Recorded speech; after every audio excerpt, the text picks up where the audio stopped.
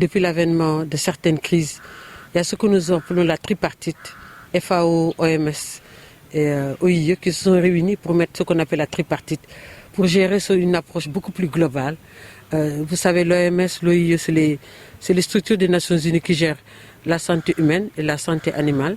Et aujourd'hui, nous avons le système des Nations Unies sur l'environnement qui les a rejoints pour former ce qu'on appelle une approche One Health, qui regroupe la gestion de la santé humaine, de la santé animale, de la santé environnementale et de la santé végétale. Et donc, vous savez, au Sénégal, plus spécifiquement, après l'avènement un peu de Ebola et de certaines crises d'urgence de la sécurité animale, le gouvernement du Sénégal a mis en place au Haut Conseil de sécurité sanitaire, initialement placé au niveau de la primature en 2017, après la suppression de la primature, dans le cadre du respect de l'approche multisectorielle et au leadership, ça a été placé au niveau du secrétaire général du gouvernement. Et ce Haut Conseil a un comité de pilotage qui est présidé par le ministre secrétaire général du gouvernement. Le Haut Conseil aussi a une représentativité des ministériels, des groupes techniques, une task force et aujourd'hui des comités déconcentrés. Nous sommes aujourd'hui ici à Ziguinchor pour parler de cette approche parce que nous croyons beaucoup à la territorialisation des politiques publiques, comme le dit la très haute autorité, Monsieur le Président de la République. Ces politiques et programmes ne peuvent être réussis qu'une fois que le niveau local se l'approprie. Et donc nous sommes aujourd'hui venus, pas en termes de renforcement de capacité, mais faire un brainstorming, une mise à niveau pour discuter avec le niveau régional.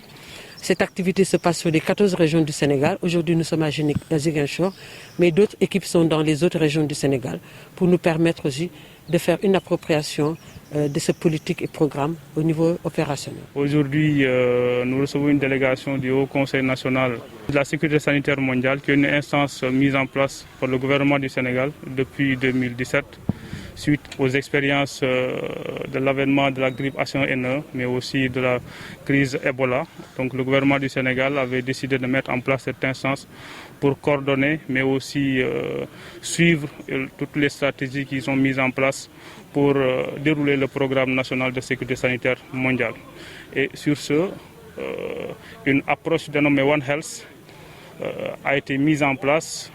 Donc cette approche qui est coordonnée aussi par le secrétariat général du gouvernement, ici représenté par le docteur Adjaratou Ndiaye, pour discuter avec les acteurs territoriaux, mais aussi identifier ensemble les différents domaines concernés dans le cadre de cette approche One Health, à savoir la santé humaine, mais aussi la santé animale, mais aussi la santé environnementale.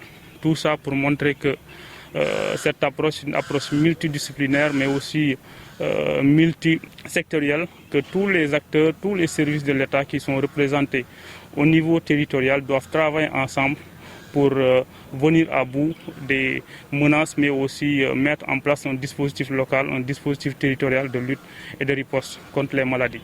Ces maladies peuvent être de différents ordres, mais aussi peuvent venir mais aussi des végétaux, mais aussi des animaux, mais aussi des changements climatiques. Donc c'est pourquoi nous appelons tous les services techniques ici présents, mais aussi surtout les collectivités territoriales. Parce que aussi c'est elles qui coordonnent, par rapport à leurs compétences en matière sanitaire, toutes les activités qui sont menées dans les différentes collectivités. Pour qu'au niveau régional, sous la supervision du gouverneur, tous les services puissent partager leurs données, partager aussi leurs expériences pour lutter contre les différents phénomènes qui menacent l'humanité.